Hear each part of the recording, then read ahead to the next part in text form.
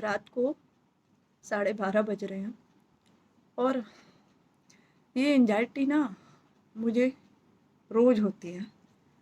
मैं रोज़ सुबह तक महाराज जी के जो प्रवचन होते हैं वो लगा के सोती हूँ। फ़ोन चार्जिंग में लगा के सोती हूँ कि अगर डिस नहीं हो जाए, क्योंकि वो कानों में साउंड आता रहे जिससे मेरी आँख लग जाए। रो नहीं रही हूँ, मतलब तो ठीक है। कुछ चीज़ें ऐसी होती ना जो आप चाह के भी चीज़ें ख़त्म नहीं कर सकते, मतलब चाह के भी आप ख़त्म नहीं कर सकते। ये वो चीज़ें हैं। आपको मैंने बताया कि मैं डिप्रेशन में चली गई थी। डिप्रेशन में जाने का कारण ये था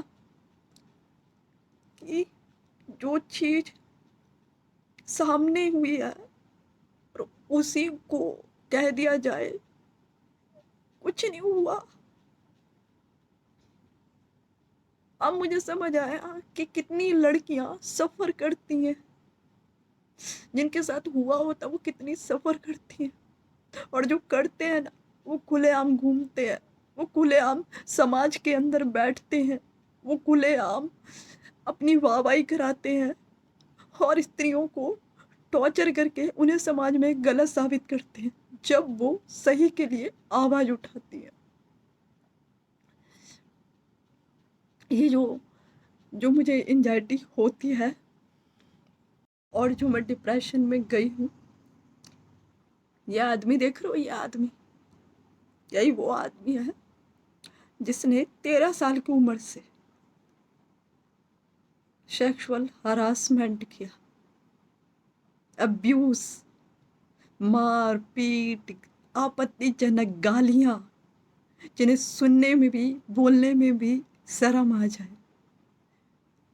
और जानते हो, ये सब चीज़ें मेरी माँ को सब पता है।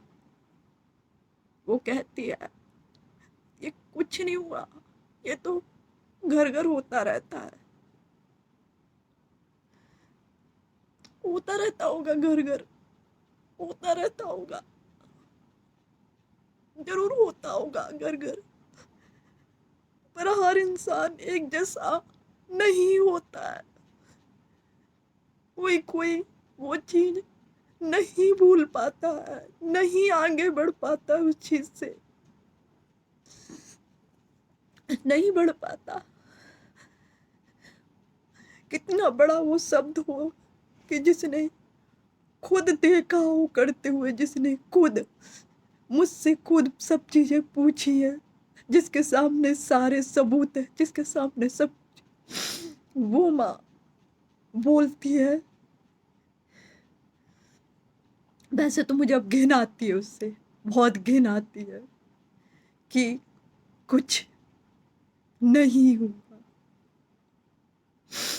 कितना बड़ा ये दुख है उस लड़की के लिए, कितना बड़ा दुख होगा उस औरत के लिए, कितना बड़ा दुख होगा।